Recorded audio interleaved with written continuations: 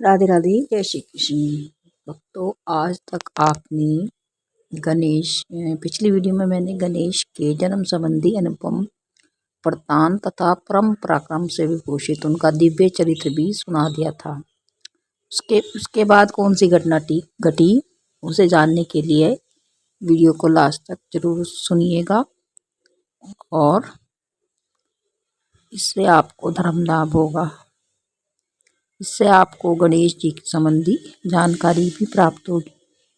पिछली वीडियो में मैंने गणेश चतुर्थी व्रत के बारे में भी आपसे शेयर किया था कि गणेश चतुर्थी व्रत जो कि पूरे वर्ष हम करते हैं, हमें करना चाहिए।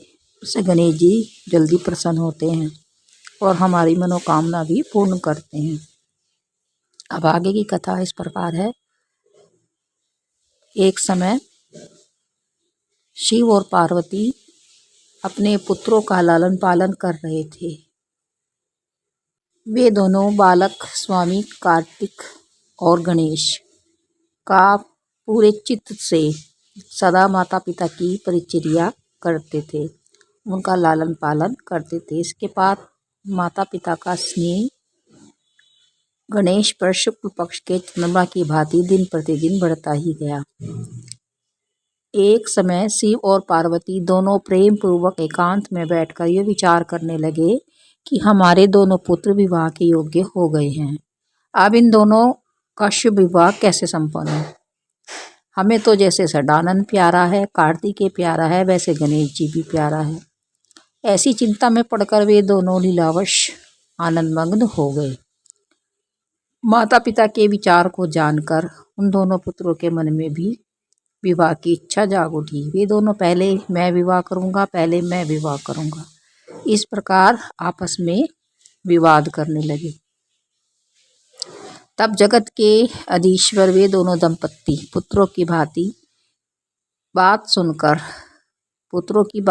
लौकिक आचार का आश्रय ले परम विस्मय को प्राप्त हुए।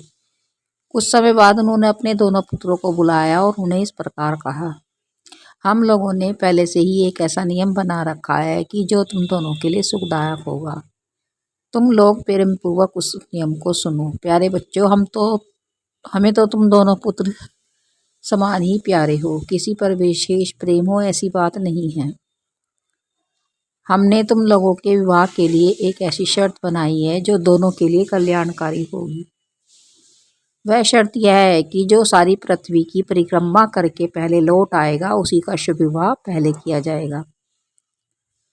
उनकी बात सुनकर, माता पिता की बात सुनकर महाबली कार्तिकेय तुरंत ही अपने स्थान से पृथ्वी की परिक्रमा के लिए चल दिए, परंतु अगाध बुद्धि संपन्न गणेश वहीं खड़े रह गए। वे अपनी उत्तम बुद्धि का आश्रय लेकर मन में विचार करने लगे कि अब मैं क्या करूं, कहाँ जाऊं। परिक्रमा तो मुझसे नहीं हो सकेगी, क्योंकि कोस भर चलने के बाद मुझसे चला नहीं जाएगा। फिर सारी पृथ्वी की परिक्रमा मैं कैसे करूंगा। इस प्रकार विचार कर गणेश जी घर गए और उन्होंने विधि पूर्वक स्नान किया और माता पिता से कहा, पिताजी एवं माताजी, मैंने आप लोगों की पूजा करने के लिए यहाँ 2 आसन स्थापित किए हैं। आप इन दोनों पर विराजमान हो जाइए और मेरा मनोरथ पूर्ण कीजिए। गणेश की बात सुनकर पार्वती और परमेश्वर उनकी पूजा ग्रहण करने के लिए आसन पर विराजमान हो गए। तब गणेश ने उनकी विधि पूर्वक पूजा की और बार बार प्रणाम करते हुए उनकी 7 बार प्रदक्षिणा की, यानी परिक्रमा करी। इस प्रकार गणेश तो बुद्धि सागर थे ही, वे हाथ जोड़कर प्रेम मग्न माता पिता की बहुत प्रकार से स्तुति करते हुए बोले, हे माताजी। गणेश जी ने कहा, हे माताजी और हे पिताजी, आप लोग मेरी उत्तम बात सुन लीजिए और शीघ्र ही मेरा शुभ विवाह करा दीजिए। गणेश के वचन सुनकर वे दोनों माता पिता बुद्धिमान गणेश से बोले, बेटा तू पहले पृथ्वी की परिक्रमा तो करा, जैसे तेरा भाई वो कार्तिकेय गया हुआ है, तू भी जा और उससे पहले लौट कर आ, तो तेरा भी विवाह पहले कर दिया जाएगा। गणेश जी ने कहा, नियम परायण गणेश जी ने कहा। माता पिता की ऐसी बात सुनकर कुपित हो तुरंत बोल उठे, हे माता जी तथा हे पिताजी, आप दोनों सर्वश्रेष्ठ, धर्म रूप और महान बुद्धिमान हो। फिर आप लोग ऐसी बातें क्यों कर रहे हो? मैंने पृथ्वी की 7 बार परिक्रमा कर ली है। शिव पार्वती तो बड़े लीलांधी थे, आनंद मग्न हो गए। वे गणेश का कथन सुनकर लौकिक गति का आश्रय लेकर बोले, बेटा पहले तू बड़े बड़े काननों से युक्त इस सप्तद्वीप वाली विशाल पृथ्वी की परिक्रमा तुमने कब की है? तब शिव की बात सुनकर महान बुद्धिमान गणेश जी बोले, माताजी एवं पिताजी, मैंने अपनी बुद्धि से आप दोनों शिव पार्वती की पूजा करके प्रदक्षिणा कर ली है। मेरी समुद्र पर्यंत पृथ्वी की परिक्रमा पूरी हो गई है। वेद और शास्त्रों में जो ऐसे वचन मिलते हैं वे सत्य हैं अथवा असत्य, आप ही बताइए।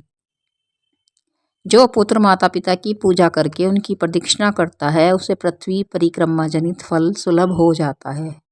जो माता पिता को घर छोड़कर तीर्थ यात्रा के लिए जाता है वह माता पिता की हत्या से मिलने वाले पाप का भागी होता है, क्योंकि पुत्र के लिए माता पिता का चरण सरोज ही महान तीर्थ है। अन्य तीर्थ तो दूर हो जाने पर प्राप्त हो जाते हैं, परंतु धर्म का साधनभूत यह तीर्थ तो पास में ही सुलभ। पुत्र के लिए और स्त्री के लिए पति, ये दोनों सुंदर तीर्थ घर में ही वर्तमान हैं। यानी कि पुत्र के लिए माता पिता और पत्नी के लिए पति, ये दोनों सुंदर तीर्थ घर में ही वर्तमान है, यानी कि स्थित हैं। ऐसा वेद शास्त्रों में लिखा गया है। वेद शास्त्र यही सब बताते हैं। उसे फिर आप लोग असत्य कर दीजिए। यदि आप मेरी बात नहीं मानते तो वे सब भी झूठे हैं, और यदि आप उन्हें सत्य मानते हो तो शीघ्र ही मेरा शुभ विवाह कर दीजिए, और यदि नहीं मानते तो कह दीजिए कि वे सब झूठे हैं।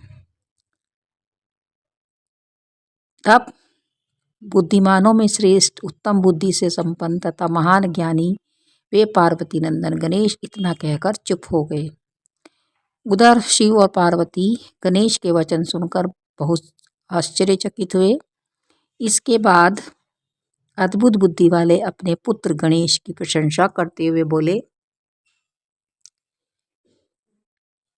शिवा और शिव ने कहा कि तू महान आत्म बल से संपन्न है, इसे तुझमें निर्मल बुद्धि उत्पन्न हुई है।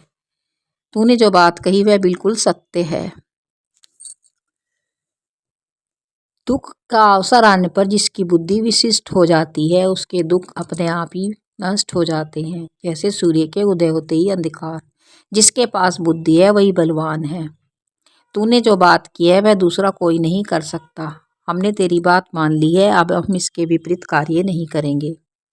इसके बाद प्रजापति विश्वरूप के 2 सुंदर कन्याएं थी। उन्होंने कहा कि मेरी इन 2 पुत्रियों से गणेश जी का विवाह करा दीजिए। उन दोनों का नाम सिद्धि और बुद्धि था। भगवान शंकर और गिरिजा ने उन दोनों के साथ हर्षपूर्वक गणेश का विवाह संपन्न करा दिया। उस विवाह के अवसर पर संपूर्ण देवता प्रसन्न हो गए, और उस समय शिव और पार्वती का जैसा मनोरथ था उसी के अनुसार विश्वकर्मा ने वह विवाह संपन्न कराया। उसके बाद गणेश जी भी उन दोनों पत्नियों के मिलने से बहुत सुख प्राप्त हुआ, उसका वर्णन नहीं किया जा सकता। कुछ समय के पश्चात महात्मा गणेश के उन दोनों पत्नियों से 2 दिव्य पुत्र उत्पन्न हुए। उनमें गणेश पत्नी सिद्धि के गर्भ से क्षेम नामक पुत्र पैदा हुआ, और बुद्धि के गर्भ से जिस परम सुंदर पुत्र ने जन्म लिया उसका नाम लाभ था। इस प्रकार जब गणेश अत्यंत सुखमग्न हो गए और इस प्रकार वे वहाँ निवास करने लगे सुख के साथ। तभी दूसरे पुत्र स्वामी कार्तिक पृथ्वी की परिक्रमा करके लौटे। उस समय नारद ने आकर कुमार स्कंद को जब समाचार सुनाया, ये सब सारा वृत्तांत सुनाया, तो उसे सुनकर कुमार के मन में बड़ा दुख हुआ, और वे माता पिता शिवा और पार्वती के द्वारा रोकने पर भी नहीं रुके और क्रौंच पर्वत की ओर चल दिए। उस दिन से शिवपुत्र स्वामी कार्तिक का कुंवारापन प्रसिद्ध है। जो मनुष्य कार्तिक पूर्णिमा के दिन कृत्तिका का नक्षत्र योग होने पर स्वामी कार्तिक का दर्शन करता है, उसके संपूर्ण पाप नष्ट हो जाते हैं और उसे मनवांछित फल की प्राप्ति होती है। इसके बाद जब इधर स्कंद का बिछुड़ जाने पर उमा को महान दुख हुआ, यानी पार्वती को महान दुख हुआ। उन्होंने दीन भाव से अपने स्वामी शिव जी से कहा, हे प्रभु, आप मुझे वहां लेकर चलिए। तब प्रिया को सुख देने के लिए भगवान शंकर अपने एक अंश से उस पर्वत पर गए और सुखदायक मल्लिकार्जुन नामक ज्योतिर्लिंग के रूप में वहां प्रतिष्ठित हो गए। तभी से वहां अर्जुन नामक ज्योतिर्लिंग की स्थापना हुई और सभी वहां पर उन्हें पूजने लगे। वे सत्पुरुषों की गति तथा अपने भक्तों के मनोरथ पूर्ण करने वाले हैं। जो कोई भी उनके दर्शन करता है उसके मनोरथ सिद्ध होते हैं। वे आज भी शिवा के सहित उस पर्वत पर विराजमान हैं। स्वामी कार्तिक और गणेश जी का यह वृत्तांत जो भी बुद्धिमान मनुष्य सुनता है उसके समस्त पाप नष्ट हो जाते हैं और उसकी सभी मनोकामनाएं पूर्ण हो जाती हैं। जो मुझसे इस सुंदर चरित्र को पढ़ता है या सुनता है उसके सभी मनोरथ निसंदेह सफल हो जाते हैं। यह अनुपम आख्यान पाप नाशक है और कीर्तिप्रद है। राधे राधे, जय श्री हर हर महादेव। आगे की वीडियो के लिए चैनल को लाइक और सब्सक्राइब करें।